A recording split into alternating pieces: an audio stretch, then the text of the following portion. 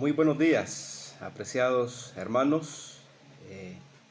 Damos gracias al Señor por este nuevo día que nos concede, por la vida en este nuevo día.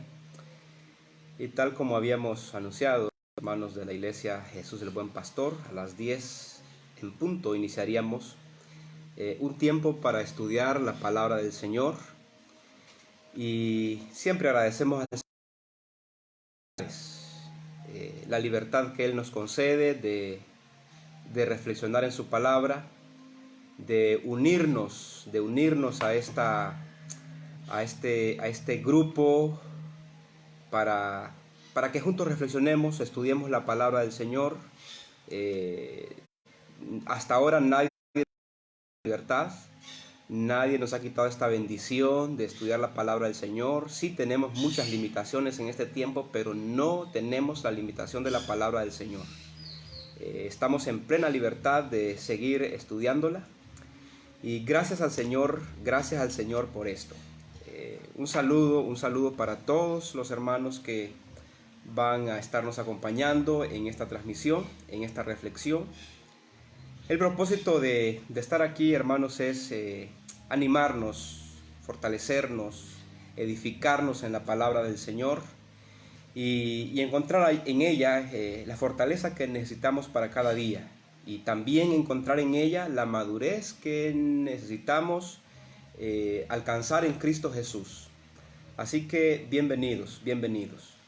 Me gustaría que nos acompañaran ahí donde ustedes están con una oración para pedir la ayuda del Señor en los minutos que tenemos por delante, para que su Santo Espíritu nos guíe a través de su verdad, nos la haga recordar, entender y nos ayude a aplicarla y obedecerla en nuestra vida. Oremos. Padre nuestro que estás en el cielo, gracias por este día que tú nos estás regalando, por la vida que nos concedes. Sobre todo, Señor, muchas gracias porque nos das la bendición de poder leer tu palabra, poder reflexionar en ella, podernos dejar guiar por el Espíritu Santo para escuchar qué es lo que tú quieres enseñarnos, qué quieres que hagamos, cómo quieres que vivamos tu palabra, Señor. Muchas gracias. Permítenos un tiempo de concentración, un tiempo de sinceridad entre nosotros mismos y nos ayudes para tener la apertura de corazón, Señor, para recibir tu palabra. Úsame a mí, guía también a mis hermanos con quienes vamos a estar participando en esta reunión y que al final, Señor, tu palabra deje desafíos, deje retos, consuelo, deje una fe firme, sólida. Muchas gracias, Señor, por la bendición. Bendice a cada hermano, hermana que está ahí en su casa y que van a estar acompañándonos en este tiempo. Bendíceles, llena sus corazones con tu palabra. Habla a sus corazones a través de tu palabra.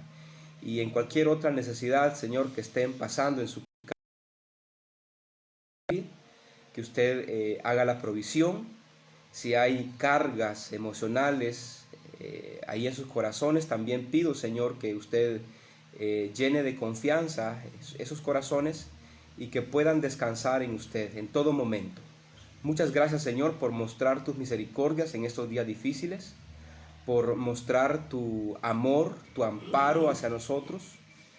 Y gracias, Señor, porque usted es nuestro mejor pastor, nuestro buen pastor, el pastor por excelencia en estos tiempos de crisis. Gracias, Señor, por su amor, por su misericordia y gracias porque cada día usted hace realidad la promesa de que el Espíritu Santo nos guiaría hacia toda la verdad que usted nos ha dejado. Guíanos en los minutos que tenemos por delante. En el nombre de Cristo Jesús oramos. Amén y amén. Yo quisiera leer lo que dice Marcos capítulo 11. No vamos a detenernos para hablar de Marcos capítulo 11, pero sí quiero hacer una lectura en esa parte de Marcos a manera de introducción. Si usted puede buscarlo ahí en sus Biblias, es Marcos capítulo 11 y vamos a leer desde el versículo 1 hasta el 11. Es un relato muy bonito que nos va a poner allí en el contexto del tiempo de la semana que estamos empezando, una semana que la tradición cristiana ha llamado la Semana Santa. Así que esta lectura nos recuerda un poco el tiempo, la semana que estamos empezando. Dice entonces Marcos, capítulo 11, versículo 1 hasta el 11. Cuando se acercaban a Jerusalén, junto a Betfagé y a Betania, frente al monte de los Olivos, Jesús envió 2 de sus discípulos y les dijo: Id a la aldea que está enfrente de vosotros, y luego que entréis en ella, hallaréis un pollino atado, en el cual ningún hombre ha montado. Desatadlo y traedlo. Y si alguien os dijere: ¿por qué hacéis esto?, decid que el Señor lo necesita y que luego lo devolverá. Fueron y hallaron el pollino atado fuera a la puerta, en el recodo del camino, y lo desataron. Y uno de los que estaban allí le dijeron: ¿qué hacéis desatando el pollino? Ellos entonces le dijeron como Jesús había mandado, y los dejaron. Y trajeron el pollino a Jesús y echaron sobre él sus mantos, y se sentó sobre él. También muchos tendían sus mantos por el camino, y otros cortaban ramas de los árboles y las tendían por el camino. Y los que iban delante y los que venían detrás daban voces diciendo: Hosana, bendito el que viene en el nombre del Señor, bendito el reino de nuestro padre David que viene, Hosana en las alturas. Y entró Jesús en Jerusalén y en el templo, y habiendo mirado alrededor todas las cosas, como ya anochecía, se fue a Betania con los 12. La tradición cristiana, les decía hace unos minutos, ha llamado a esta semana que nosotros estamos iniciando la Semana Santa. Y se calcula, se cree que este relato que acabamos de leer ocurrió justo al inicio de la última semana que Jesús tuvo sobre la tierra antes de la cruz, ¿verdad? Por eso a este domingo se le llama el Domingo de Ramos, ¿verdad? Haciendo alusión a este acontecimiento, a este evento. Pero entonces estamos empezando una semana que es muy buena para reflexionar, una semana que es muy buena para recordar, para meditar en la pasión, en la muerte, en la resurrección de Jesucristo y en todo lo que eso significa, representa, implica para la humanidad. Y posiblemente después de tantos años, esta va a ser una semana donde más personas, a diferencia de años anteriores, más personas van a estar reflexionando sobre la pasión, la muerte, la resurrección de Jesucristo y sus implicaciones para nuestra vida. Y gracias al Señor, ojalá que esta semana para todos nosotros sea un tiempo para pensar, para dar gracias al Señor seriamente por la persona de nuestro Señor Jesucristo. Una semana para reflexionar en la gracia que Dios nos ha mostrado a los hombres a través de Jesucristo. Porque eso fue, la muerte de Jesucristo fue la manifestación de la gracia de Dios hacia los hombres. También un tiempo para entender el significado de todo esto. Las personas han escuchado acerca de la muerte, la resurrección de Jesucristo y no necesariamente han entendido lo que eso significa, la bendición que hay en eso para los hombres. No han entendido las implicaciones de ello, pero ojalá que esta semana más personas sigamos entendiendo, comprendiendo el significado de la muerte, la resurrección de Jesucristo en favor de los hombres. Y tenemos un plan para esta semana, Todos los días de esta semana, a partir de hoy, queremos hablar alrededor de este tema. Y hoy vamos a empezar hablando de qué enseñan las escrituras del Antiguo Testamento acerca de la persona de Jesucristo. Porque una de las cosas que vamos a aprender entre hoy y mañana es que la historia de Jesús no empieza a partir del Evangelio de Mateo. La historia de Jesús no empieza a partir de que fue engendrado en el vientre de María. De hecho, la Biblia entera, desde el Génesis, empieza a hablar de Jesucristo. La Biblia es un libro cristocéntrico. Así que hoy y mañana, hoy domingo y mañana lunes, vamos a estar hablando de qué enseñan, o de las cosas más sobresalientes que el Antiguo Testamento enseña acerca de la persona de Cristo, ¿verdad? Hoy y mañana vamos a estar hablando de eso. Martes y miércoles quizá estemos hablando de la vida y ministerio de Jesús. El jueves vamos a estar hablando de todo lo que pasó esa última semana de Jesucristo en la tierra antes de la cruz. Viernes y sábado vamos a estar hablando de la pasión, la muerte de Jesucristo. Y el próximo domingo, de hoy en 8, vamos a estar hablando de la resurrección de Jesucristo. Así que vamos a tener una semana muy bien aprovechada, reflexionando alrededor de la persona de Jesucristo y de su obra expiatoria en favor de los hombres. Así que desde ya les invitamos y les pedimos que nos acompañen para que participemos en estas reflexiones de esta semana. Y demos gracias al Señor por la persona de Jesucristo. Queremos empezar entonces hoy hablando de las referencias, de algunas referencias importantes que el Antiguo Testamento hace acerca de Jesucristo. Por cierto, en ninguna parte del Antiguo Testamento nosotros vamos a encontrar el nombre de Jesús, ni el nombre compuesto de Jesucristo, ni el nombre Cristo como tal no lo vamos a encontrar en el Antiguo Testamento, en ninguna parte. Sin embargo, eso no significa que el Antiguo Testamento no hable acerca de la persona de Jesucristo. Que no se mencionen estos nombres no significa que no esté hablando de él. Más bien, me gustaría que empecemos yendo rápidamente a Juan capítulo 5. Allí Jesús va a hacer una declaración que va a ser nuestro punto de partida. Una declaración linda. Juan capítulo 5, versículo 39. Juan 5, 39. Y es algo que Jesús dijo.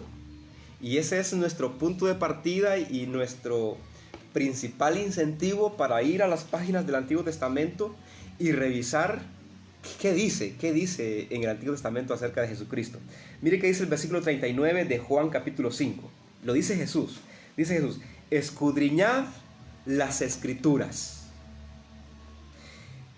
Cuando Jesús dice esto, las escrituras que existían hasta ese momento eran las escrituras del Antiguo Testamento. Y Jesús dice a la gente que está ahí escuchándole: escudriñad las Escrituras.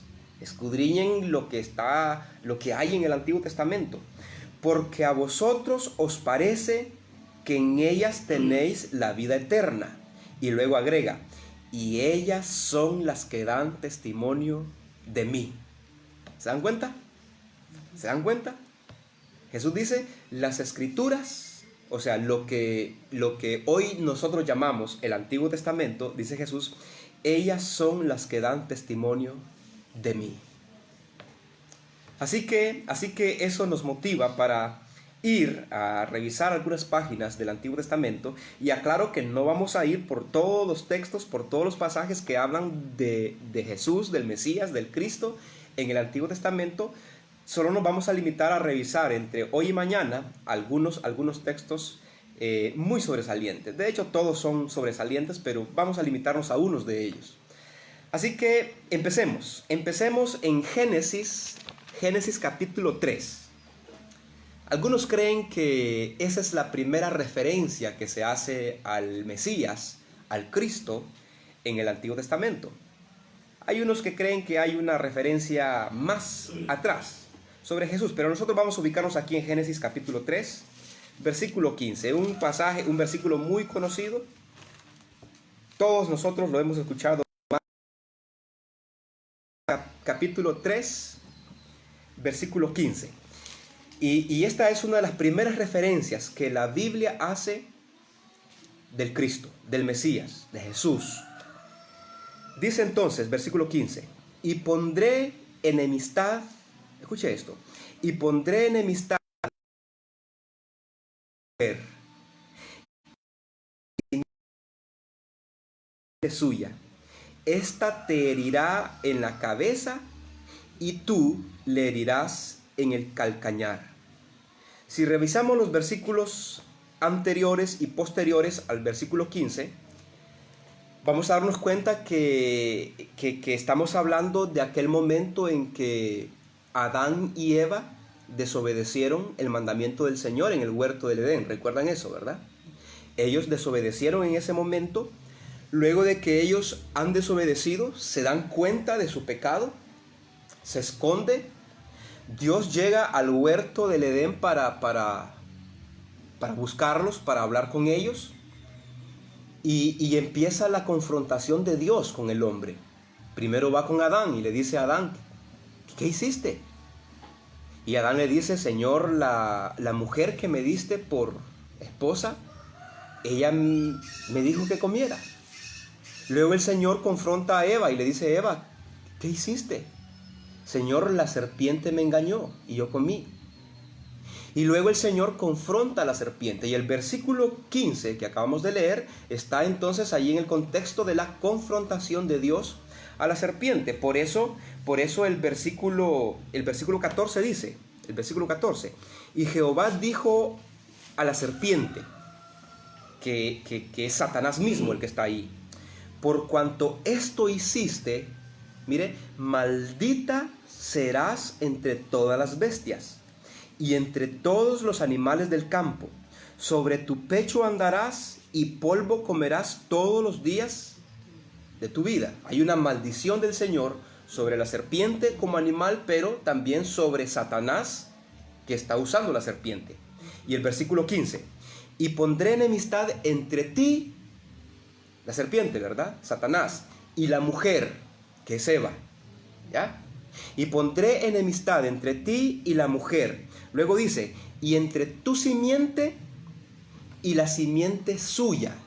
La simiente, o sea, lo que Dios está diciendo aquí, a partir de hoy va a haber una enemistad entre Satanás y Eva, pero también una enemistad fuerte entre Satanás y la descendencia de Eva, que es todo ser humano que van a ser de Eva. Pero mire lo que dice la segunda parte. Esta, hablando de la simiente de Eva,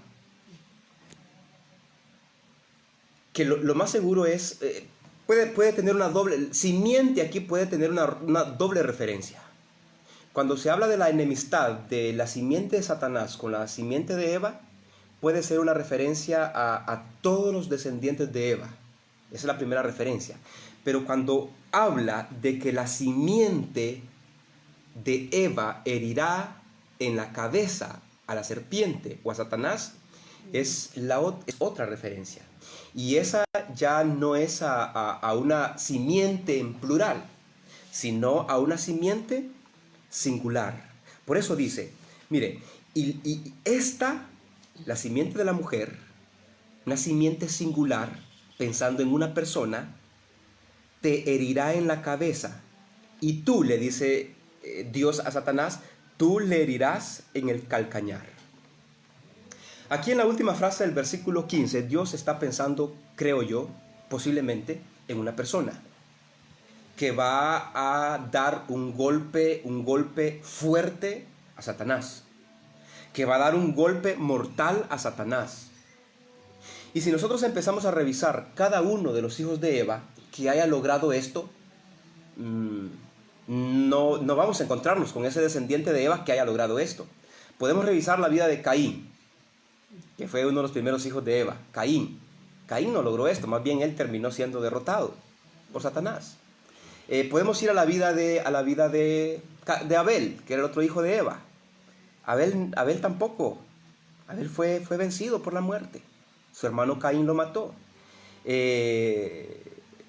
Sem,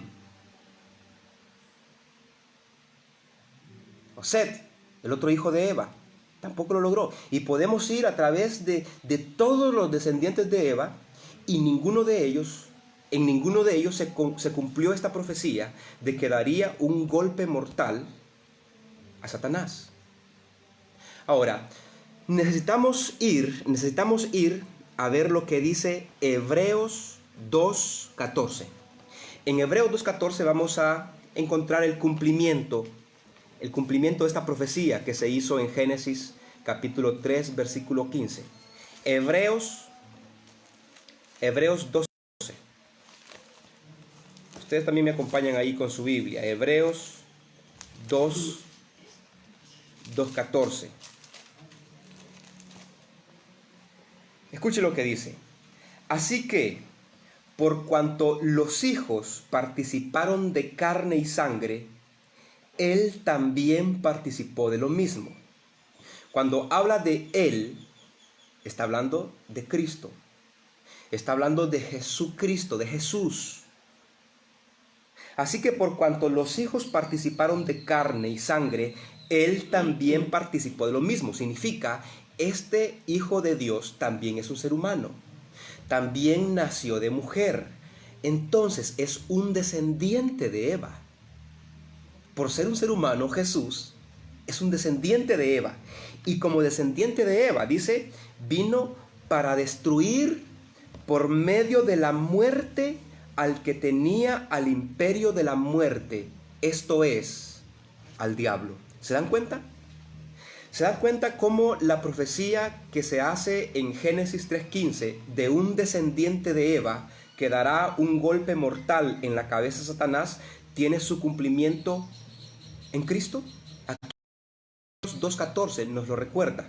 Lo leo nuevamente para que usted lo escuche. Así que, por cuanto los hijos participaron de carne y sangre, los hijos somos nosotros y el resto de la humanidad, dice, él también participó de lo mismo. Se hizo un ser humano, nacido de mujer, un descendiente de Eva. ¿Para qué? Para destruir por medio de la muerte suya. Una muerte que quizá es la referencia a lo que dice 3:15 de que la serpiente herirá dañar de él. Para destruir por medio de la muerte al que tenía el imperio de la muerte, esto es, al diablo. Esta primera referencia al Cristo, al Mesías, que se hace en Génesis capítulo 3, me gusta y debe gustarle a usted por esta razón. El capítulo 3 de Génesis es uno de los capítulos más dolorosos de la Biblia. Su contenido es uno de los episodios, de las narraciones más tristes de la Biblia, porque es el capítulo que narra la manera en que el hombre tomó la decisión voluntaria de pecar contra Dios y de abandonar deliberadamente la voluntad del Señor. El capítulo 3 nos muestra al ser humano y a la humanidad entera, ahí en Adán y en Eva, a la humanidad derrotada, a la humanidad vencida. Y el capítulo 3 de alguna manera muestra a Satanás como el gran vencedor, como el gran ganador. Satanás en el capítulo 3 se ha salido con la suya, ha vencido al ser humano, ha derrotado al ser humano y se ha salido con la suya. Pero ¿sabe qué? Que a pesar de lo desolador que es el cuadro de Génesis capítulo 3, hay una nota de esperanza. En medio de ese cuadro doloroso, y podemos ver el rostro de Adán y Eva en este momento, un rostro desencajado, un rostro que expresa la derrota, un rostro que expresa la desesperanza. Imagina el rostro de Adán y Eva en este momento. Se ha acabado. Están fuera del jardín del Edén, están fuera de la comunión con el Señor, han pecado y ahora tendrán que hacerle frente a las dolorosas consecuencias del pecado. Es triste, es un entorno de maldición. Si ustedes leen Génesis capítulo 3, es un entorno de maldición. Dios maldice a la serpiente, Dios maldice al hombre, Dios maldice la creación. Ese es el entorno. Pero lo maravilloso del versículo 15 es que eso es una nota de esperanza. Repito, Satanás se ha alzado con la victoria en este momento. Pero la misericordia de Dios hace recordar lo que está en el capítulo 15. Satanás, tú que te crees hoy el vencedor, tú que te crees el dueño del imperio de la muerte, descendiente de Eva, te dará un golpe mortal en la cabeza y te vencerá. ¿Cuánta esperanza encontró Adán y Eva en esa profecía? ¿Cuánta esperanza encontró Adán y Eva a pesar de que pecaron? Y a pesar de que Satanás se salió con la suya, Dios le recuerda: Eva, tu verdugo, Adán, tu verdugo, también tendrá un fin. Un hijo tuyo lo vencerá. Un hijo tuyo le quitará el poder sobre la muerte. Le quitará el poder sobre el pecado. Un hijo tuyo lo vencerá. Así que esta primera referencia al Cristo que encontramos en Génesis nos recuerda o presenta a Jesús como el gran vencedor sobre Satanás. Vencedor. En Juan capítulo 10 Jesús dijo: el ladrón, hablando de Satanás, no vino sino para hurtar, matar y destruir. Es esto lo que ha hecho allá en el jardín de Edén: hurtar, matar y destruir. Pero Jesús dice: pero yo he venido para que tengan vida y para que la tengan en abundancia. Me encanta esta primera referencia al Mesías que hay en el Antiguo Testamento. Presenta a Jesús como el vencedor sobre Satanás. Satanás sigue haciendo de las suyas hoy.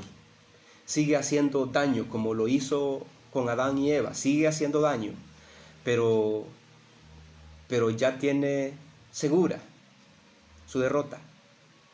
Ya en la cruz del Calvario Jesús lo sentenció. Jesús lo sentenció. Y va a llegar el día en que Él será sacado de circulación, en el que Satanás será puesto en el lugar que se ha ganado por su rebeldía ante Dios. Así que primero en Génesis capítulo 3:15 Jesús es presentado como el gran vencedor. Y lo lindo es que el ser humano puede alcanzar la victoria en la victoria de Cristo Jesús. Esto es lo más maravilloso de todo esto, que en la victoria de Cristo Jesús sobre Satanás, sobre la muerte, sobre el pecado, usted y yo podemos también ser vencedores a través de Jesucristo. Vayamos a una segunda referencia que el Antiguo Testamento hace acerca de Cristo, porque de eso estamos hablando, de referencias que el Antiguo Testamento hace acerca de la persona de Jesucristo. Vamos a Génesis 12, siempre en Génesis, unos capítulos más adelante. Génesis capítulo 12, y vamos a leer específicamente el 3, o leamos desde el 1, Génesis 12, 1 al 3. A encontrar otra referencia maravillosa, y usted se va a dar cuenta que es una referencia linda, que está haciéndose del Mesías, de Jesús, del Salvador, del Rey de Reyes, del Señor de Señores. Dice entonces, versículo 1: pero Jehová había dicho a Abraham: vete de tu tierra y de tu parentela y de la casa de tu padre a la tierra que yo te mostraré, y haré de ti una nación grande, y te bendeciré, y engrandeceré tu nombre, y serás bendición. Bendeciré a los que te bendijeren, y a los que te maldijeren, maldeciré. Y aquí está, mire, la última parte del versículo 3. Y serán benditas en ti todas las familias de la tierra. Aquí hay una promesa linda que el Señor hace en ese pacto de Dios con Abraham. Este es el pacto abrahámico es este. El pacto de Dios con Abraham es este. Y en ese pacto hay una promesa maravillosa. Así como hay unas ordenanzas que Abraham debe cumplir, unos pasos de fe que Abraham debe dar, hay una promesa. Y la promesa es esta. Leamos todo el 3. Dice: bendeciré a los que te bendijeren, y a los que te maldijeren, maldeciré. Y aquí viene la promesa: y serán benditas en ti todas las familias de la tierra. Dios no está diciéndole a Abraham: serán benditas en ti todos los judíos, o solamente los judíos. No está diciéndole a Abraham: serán benditas en ti todas las familias israelitas, o solo las familias israelitas. Está diciéndole: por medio de ti, Abraham, serán benditas todas las familias de la tierra, todas las familias del planeta. Para que vayamos teniendo mayor claridad con lo que Dios le dice a Abraham, vayamos al 22:18 de Génesis. Es la misma promesa. solamente que ahí hay un poquito mayor, de mayor claridad. 22:18. Génesis 22:18.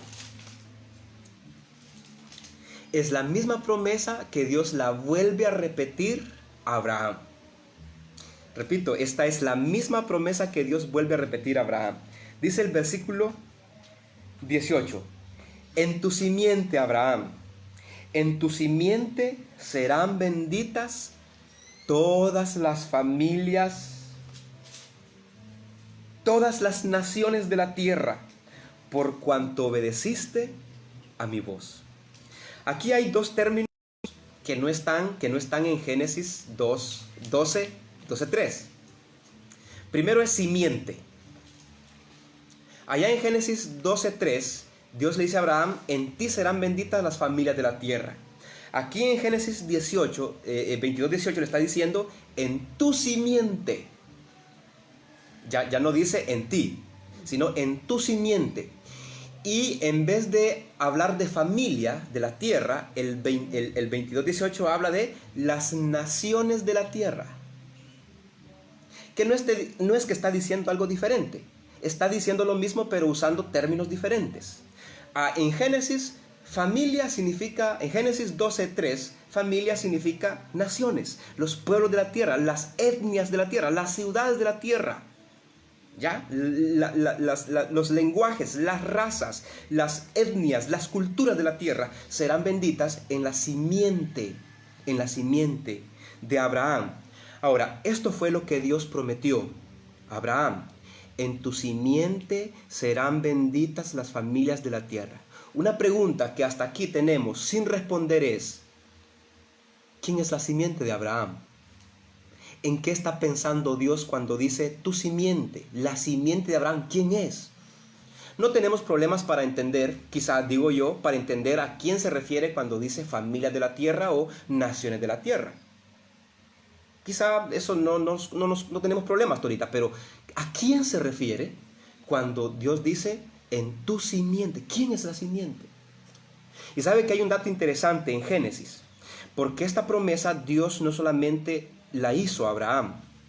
Esta promesa el Señor la repitió a Jacob, a Isaac, que Isaac fue hijo de Abraham.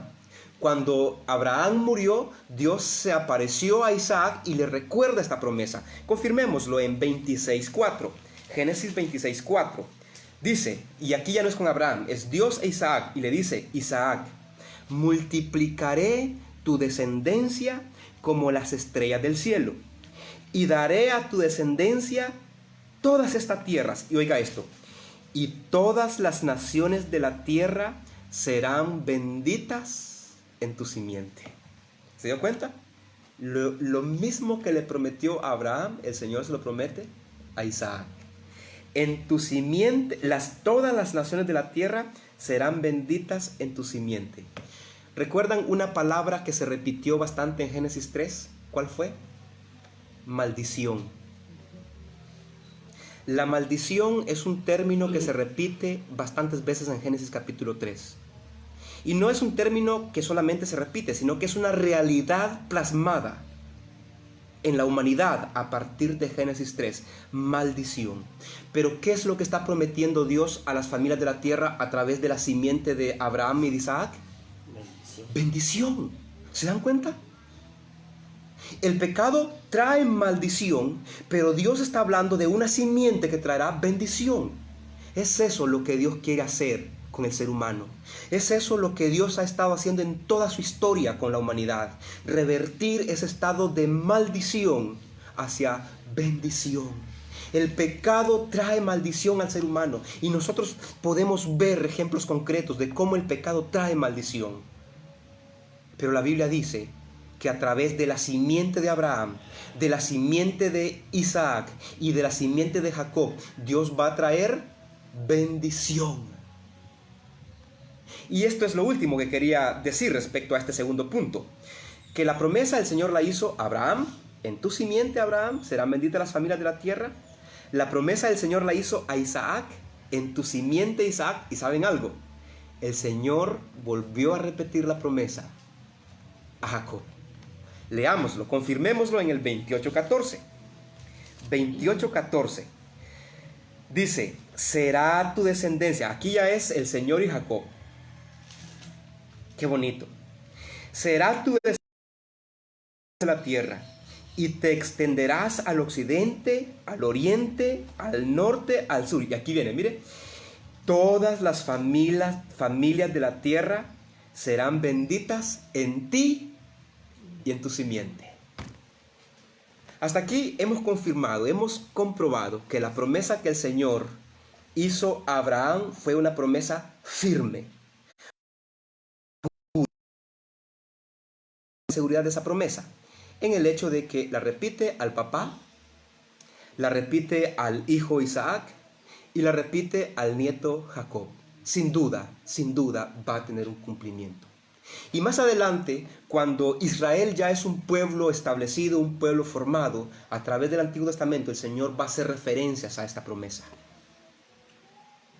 Ahora, vayamos, para terminar este segundo punto, vayamos nuevamente a Génesis capítulo 12, que fue la primera vez en que el Señor da la promesa de una simiente, de Abraham que va a bendecir a la familia de la tierra. Ahora, ustedes recuerdan qué pasó en Génesis capítulo 6, ¿verdad? ¿Recuerdan qué fue lo que pasó en Génesis capítulo 6? ¿Recuerdan ustedes? Fue el juicio del Señor para destruir la tierra con un diluvio. ¿Sabe cómo se llama eso? La maldición de muerte. En Génesis, los primeros capítulos de Génesis, a partir del 3, el tema que predomina es... Lean el capítulo 5, por ejemplo. El capítulo 5 hace un resumen de las generaciones desde Adán hasta Noé. Y el tema principal en el capítulo 5 de Génesis es y murió, y murió, y murió, y murió. Cada vez que se habla de una generación, la historia de la generación termina diciendo y murió. Entramos a Génesis capítulo 6 y la maldad del hombre es grande. Y la maldición de Dios sobre el hombre es grande. Hay dolor en la humanidad por causa del pecado. Génesis capítulo 7, capítulo 8, capítulo 9, la maldad del hombre. Llegamos a Génesis capítulo 11. ¿Qué ocurre en Génesis capítulo 11? ¿Qué ocurre en Génesis capítulo 11? Hay otra maldición. Hay otro juicio de Dios sobre la tierra. Dios no creó a la humanidad para que viviera fraccionada. Dios no creó a la humanidad para que viviera dividida, peleándose territorios, peleando sus propios... Dios creó a la humanidad para que viviera como su pueblo, como una comunidad suya. Pero por causa del pecado y por causa de la rebeldía del hombre en Génesis 16, Dios trajo la maldición sobre el hombre y los dispersó en grupos sobre la faz de la tierra. La torre de Babel, que bien traducido significa confusión. A partir de entonces la humanidad se partió, se dividió y ha vivido en un permanente... Desde Génesis 3 hasta Génesis capítulo 11, podemos ver a la humanidad envuelta en un entorno de maldición. Por eso es muy importante entonces cómo empieza el capítulo 12. El capítulo... Y no solamente para un sector de la humanidad, es una promesa de bendición para la humanidad, para el mundo entero. Ahora, pero hasta aquí no hemos respondido. ¿Quién es la simiente? ¿Quién es la simiente? Sabemos que a través de la simiente va a haber bendición, pero hasta aquí no sabemos quién es la simiente. Pablo, dirigido por el Espíritu Santo, escribió y nos dice quién es la simiente que Dios le prometió a Abraham, a Isaac y a Jacob. Gálatas 6. Gálatas capítulo 3, versículo 16. Gálatas 3:16. Miremos qué lindo lo que dice allí. Dice, Ahora bien, dice Pablo, ahora bien, hechas las promesas y a su simiente. Pongan atención a esto. Dice, a Abraham fueron hechas las promesas y a su simiente. Usted ya sabe a qué promesa está haciendo referencia Pablo aquí, ¿verdad? La promesa de ser bendición. Luego dice, no dice, dice el texto, no dice y a sus simientes. Entre la palabra simiente y simientes hay una diferencia. Y ese es el número. Dice, simientes es simiente singular, es plural. Dice, no dice y a sus simientes, como si hablase de muchos, sino como de uno, y a tu simiente. Ahora, ¿quién dice Pablo que es la simiente? ¿Quién dice Pablo que es la simiente? Pablo dice, y la simiente de la que habló Dios a Abraham, a Isaac y a Jacob es Cristo. Qué bonito, ¿verdad? Entonces, ¿a través de quién las familias de la tierra, las naciones de la tierra van a volverse a encontrar con la bendición? A través de la simiente, a través de Cristo. ¿Se da cuenta entonces cómo el Antiguo Testamento es un documento cristocéntrico? Está hablando de Cristo. Cristo no existe a partir del Nuevo Testamento. Ni se empieza a hablar del Cristo a partir del Nuevo Testamento. Desde Génesis capítulo 3 ya teníamos la primera referencia. En Génesis capítulo 12 hay otra referencia maravillosa. Entonces, Génesis capítulo 12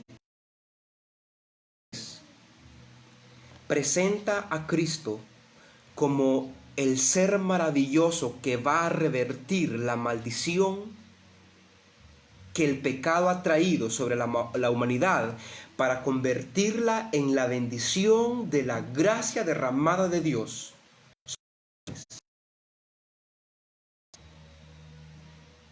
A pesar de que Cristo ya vino, a pesar de que Cristo ya ha muerto en la cruz, y que ha puesto a la disposición de todos los hombres el regalo de la vida eterna y la bendición de Dios, el hombre insiste en rechazar a Jesús.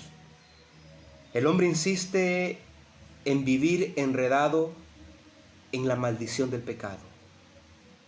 Y podemos ver en nuestra sociedad hondureña, los estragos que hace la maldición del pecado. Podemos ver en muchas familias que se han resistido a buscar al Señor, los estragos que la maldición del pecado está haciendo con ellos. Sin embargo, Dios, desde miles de años atrás, ya había dicho que quería traer la bendición suya a la humanidad a través de un descendiente de Abraham, de un descendiente de Eva, Jesucristo. Y la invitación, el ofrecimiento de la bendición de Dios para el ser humano todavía está disponible. Todavía está a la disposición del ser humano. Lastimosamente, no siempre va a ser así. Va a haber un tiempo en que, como en los días de Noé, la puerta va a cerrarse, la oportunidad va a cerrarse y no habrá más tiempo para ello. Pero ahora estamos todavía en el tiempo en el que el Señor tiene disponible su bendición a la humanidad a través de Jesucristo.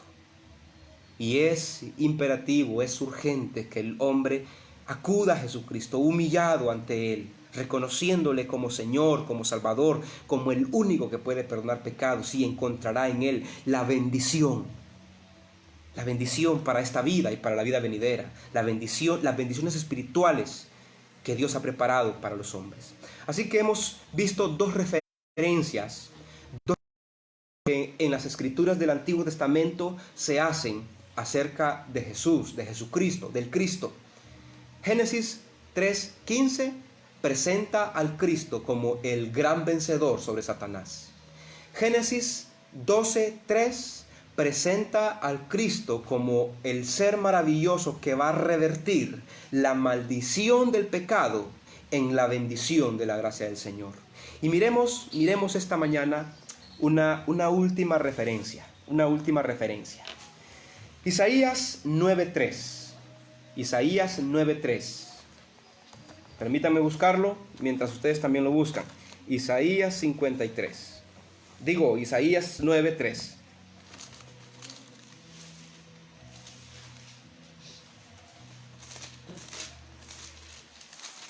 Isaías 9:3. Voy a leérselo. Dice: el pueblo que andaba en tinieblas vio gran luz. Los que moraban en tierra de sombra de muerte, luz resplandeció sobre ellos. Luz resplandeció. Mira, yo quiero que cuando uno lee la Biblia, hermanos, hay que ser observador allí en los términos, las frases, las expresiones que los autores bíblicos escribieron. Aquí hay una palabra que llama la atención. Primero está hablando de un pueblo que andaba en tinieblas. Esa es una expresión metafórica para referirse a un pueblo que andaba enredado en las profundidades del pecado. Dice: el pueblo andaba en tinieblas. Las tinieblas son una expresión ilustrativa del pecado. Así como las tinieblas no nos dejan ver las realidades que están ahí presentes, el pecado no deja ver las realidades maravillosas que Dios tiene para el hombre. Así que el versículo 2 está diciendo primero eso: un pueblo que anda en tinieblas. Luego dice que ese pueblo en tinieblas vio gran luz. Como que las tinieblas en las que ese pueblo estaba enredado fueron disipadas, desaparecieron, fueron debilitadas. Entonces el pueblo vio gran luz. Luego dice, repitiendo casi lo que dijo en la primera parte: los que moraban en tierra de sombra de muerte. Esta es otra manera de describir las tinieblas. Moradas de sombra de muerte. ¿Qué pasó con ellos? Luz resplandeció sobre ellos. Y Isaías, quien escribe este libro, en este versículo 12 está haciendo una referencia primeramente al pueblo de Israel. En el tiempo de Isaías y en muchos otros tiempos, el pueblo de Israel vivió en pecado. Vivió en una obstinada rebeldía contra el Señor. Y por ejemplo, mire cómo termina el capítulo 8, ahí cerquita. Ve ahí en su Biblia cómo termina el capítulo 8. Dice el versículo 21 del capítulo 8: y pasarán por la tierra, hablando de los israelitas que han sido abandonados por el Señor por su pecado, y pasarán por la tierra fatigados y hambrientos. Y acontecerá que teniendo hambre se enojarán y maldecirán a su rey y a su Dios, levantando el rostro en alto, arrogantes contra Dios. Y el 22, mire las tinieblas en las que Israel vive en el tiempo de Isaías. Dice: y mirarán a la tierra, y he aquí hallarán tribulación y tinieblas, oscuridad y angustia, y serán sumidos en las tinieblas. Una vida miserable por causa del pecado. Una vida de dolor por causa del pecado. Por cierto, no está de más recordarle que la paga del pecado es la muerte. No está de más recordarle que lo único que el pecado produce es dolor y es la muerte. El pecado no puede producir nada bueno. Y si Israel está viviendo esta realidad que se describe en los versículos 21 y 22, es porque ellos han pecado contra Dios. Es porque ellos han rechazado el temor a Dios. Es porque ellos han rechazado la palabra del Señor. Entonces se dan cuenta nuevamente que así como en Génesis capítulo 3, así como en Génesis capítulo 12, aquí también hay un entorno de dolor, un entorno de perdición, un entorno de pecado, un entorno de desolación. Mire, es triste lo que describe el versículo 22 del capítulo 8. Mirarán a la tierra y aquí tribulación y tinieblas, oscuridad y angustia, y serán sumidos en las tinieblas. Este panorama se parece al panorama de Génesis capítulo 12. Se parece al panorama de Génesis capítulo 3, se parece. Pero Dios es maravilloso, que en medio de esos panoramas oscuros, en medio de esos panoramas que encierran caos, en medio de esos panoramas que encierran maldición, Dios siempre sale con una palabra de esperanza. Y aquí en Isaías vuelve a ocurrir lo mismo. Hay una palabra de esperanza, y la palabra de esperanza es que el pueblo que hoy anda en tinieblas, Israel, mañana verá la luz. El pueblo que hoy mora en las sombras de muerte, mañana resplandecerá la luz sobre ellos. Claro, es difícil determinar a qué se refiere si solo leemos ese versículo. Es difícil. Pero vayamos más adelante, siempre en el capítulo 9, en el versículo, capítulo 9, versículo 9, ahí se nos da un poquito más de claridad. Se nos está diciendo quién podría ser la fuente de la luz que va a alumbrar las tinieblas. ¿Quién va a ser el medio por el que Dios va a alumbrar con su luz las sombras de muerte que la gente está viviendo? Dice el versículo 6, léalo conmigo por favor allí en su Biblia. Porque un niño, mire qué bonito, porque un niño nos es nacido, hijo nos es dado, y el principado sobre su hombro, y se llamará su nombre admirable, consejero. Si alguien de ustedes está leyendo la Nueva Versión Internacional, va a decir consejero admirable. La Reina Valera dice admirable, consejero, como dos cosas diferentes. Pero la NBI, que posiblemente está muy aproximada al texto original, dice consejero admirable, Dios fuerte, Padre eterno, príncipe de paz. Y el 7 dice, lo dilatado de su imperio y la paz no tendrán límite sobre el trono de David y sobre su reino, disponiéndolo y confirmándolo en juicio y en justicia desde ahora y para siempre. El celo de Jehová de los ejércitos hará esto. A mí me llama la atención que la promesa de alguien que vendrá a alumbrar las tinieblas de los hombres esté pegadito a la promesa de este niño, que no será un simple niño, sino será también un consejero admirable, un príncipe de paz, un Dios fuerte. Podría ser entonces hasta aquí que este sea la fuente de la luz para la humanidad. Pero revisemos lo que dice para tener un panorama más claro de quién es la fuente de la luz para la humanidad. Revisemos lo que dice primero Juan 1:9, el Evangelio de Juan. Y luego vamos a revisar otro versículo de Juan. Pero primero el Evangelio de Juan. Juan 1:9.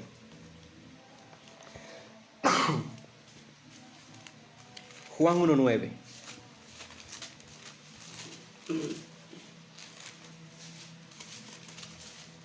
Oiga, qué lindo. Dice, aquella luz verdadera que alumbra a todo hombre venía a este mundo. Se lo voy a leer desde antes. Para que tenga un panorama más amplio. Dice, desde el 1. En el principio era el verbo, y el verbo era Dios. Note que verbo aparece con mayúscula, como un pronombre personal, un nombre personal. Y el verbo era Dios. Este era en el principio. Todas las cosas por Él fueron hechas, y sin Él nada de lo que ha sido hecho fue hecho. Y viene aquí, hablando del verbo, en Él estaba la vida, y la vida era la luz de los hombres. Aquí Juan está hablando de Jesús, y lo que nos está diciendo Juan es que Jesús era la vida y es la vida, y que la vida también era y es la luz de los hombres. Pero mire el 5, la luz en las tinieblas resplandece, y las tinieblas no prevalecieron contra ella. Hubo un hombre enviado de Dios, el cual se llamaba Juan. Este vino por testimonio, para que diese testimonio de la luz, a fin de que todos creyesen en él. No que Juan fuera la luz, sino para que diese testimonio de la luz. Aquella, y aquí está el 9, aquella luz verdadera que alumbra a todo hombre. venía a este mundo. ¿Se dan cuenta que Isaías 9 está diciendo, que el pueblo que vivía en tinieblas, en oscuridad, luz resplandeció sobre ellos? Y el pueblo que habitaba en moradas de sombra de muerte, la luz alumbró su vida, su corazón, su camino. Sin duda alguna. Isaías, atrás, está haciendo una referencia también al Cristo. Juan nos confirma que Jesús es la luz. Y este es el testimonio de Juan el Evangelista y de Juan el Bautista. Pero también revisemos el testimonio directo de Jesús. Juan 8:12. Y por aquí vamos a ir terminando. Juan 8:12. Juan 8:12 dice, leamos o escuche, dice, otra vez Jesús les habló diciendo, soy la luz del mundo. ¿Qué le parece esto? Yo soy la luz del mundo. El que me sigue no andará en tinieblas, sino que tendrá la luz de la vida. Maravilloso entonces, hermanos, maravilloso. Estamos estudiando hoy y mañana. Hoy fue la primera parte, mañana terminamos este tema, sobre qué enseñan las escrituras del Antiguo Testamento acerca de la persona de Jesucristo. Hoy hemos visto 3 cosas. La primera de ellas es, Génesis 3:15 nos enseña o presenta a Cristo, a Jesús, al Mesías, como el gran vencedor sobre Satanás. Gloria al Señor por eso, porque en la victoria de Cristo sobre Satanás, sobre la muerte y sobre el pecado, también está nuestra victoria. También está nuestra victoria. Segundo, Génesis 12:3 nos enseña y presenta a Jesucristo como el que va a revertir la realidad de maldición en la que el ser humano ha vivido por causa del pecado, para convertirla en la bendición de la gracia derramada de Dios sobre los hombres a través de la cruz del Calvario, a través de Cristo Jesús. E Isaías 9:3 presenta a Jesús como la luz que alumbra las espesas tinieblas que el pecado ha dejado en el corazón del hombre. Y que la luz de Jesús quitará el velo de la humanidad para que puedan ver con claridad las bendiciones que Dios tiene para ellos. Así que, mis amados hermanos, es importante que estudiemos a la persona de Jesucristo en el Antiguo Testamento por varias razones, pero quiero mencionar 2. Primero, porque nos damos cuenta que el plan redentor de Dios a través de Jesucristo no es un plan improvisado. El plan redentor de Dios a través de Jesucristo es su plan eterno.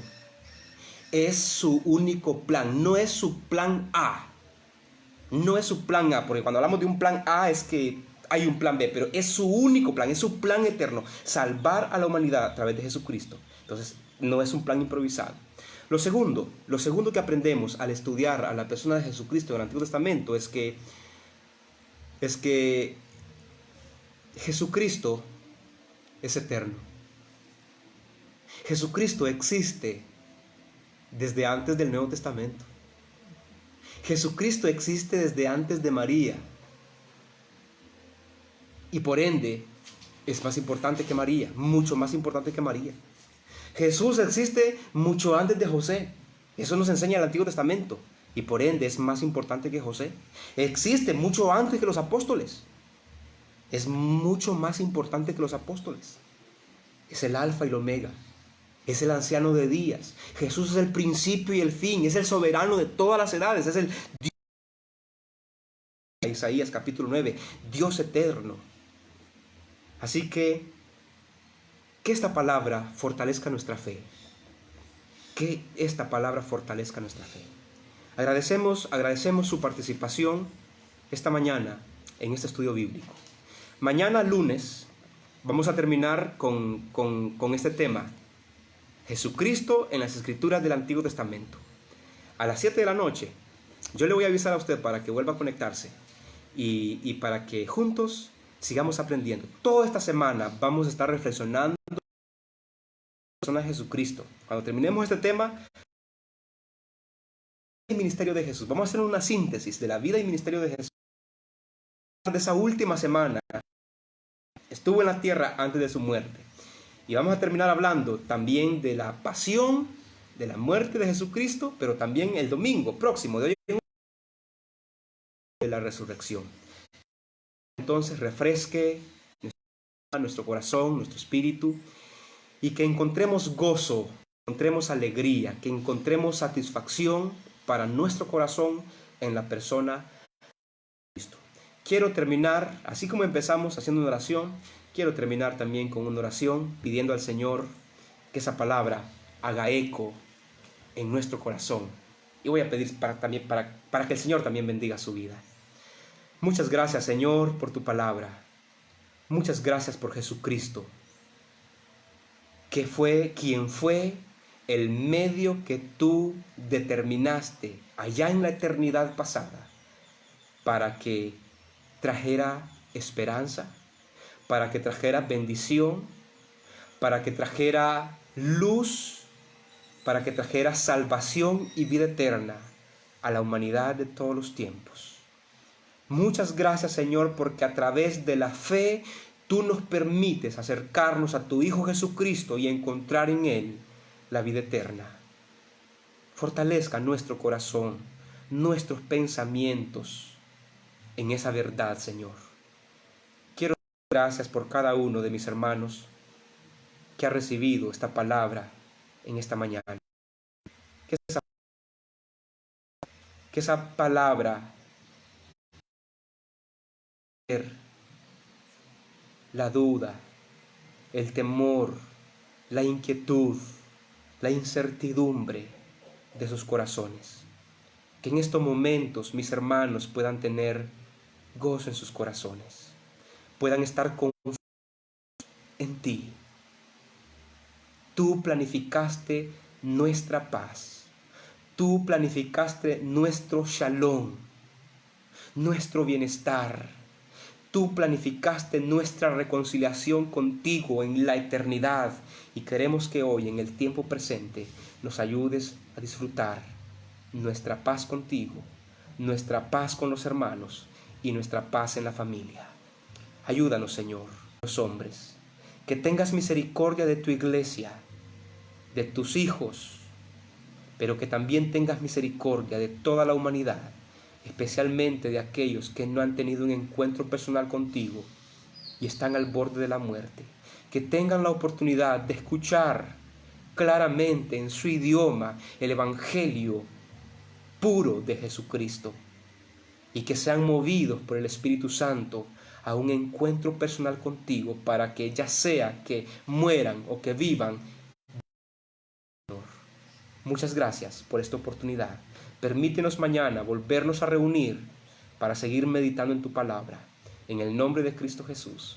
Amén y amén. Muchas gracias. Que el Señor les bendiga y mantengamos allí nuestra mirada y nuestro corazón puesto en las verdades que el Señor nos ha dado a través de su palabra. Y en el día que temo, dijo el salmista, yo en ti confío. Que el Señor les bendiga. Tengan un buen día y siempre busquen una manera de sacar provecho al tiempo que el Señor nos ha regalado. Muchas gracias. Buenos días.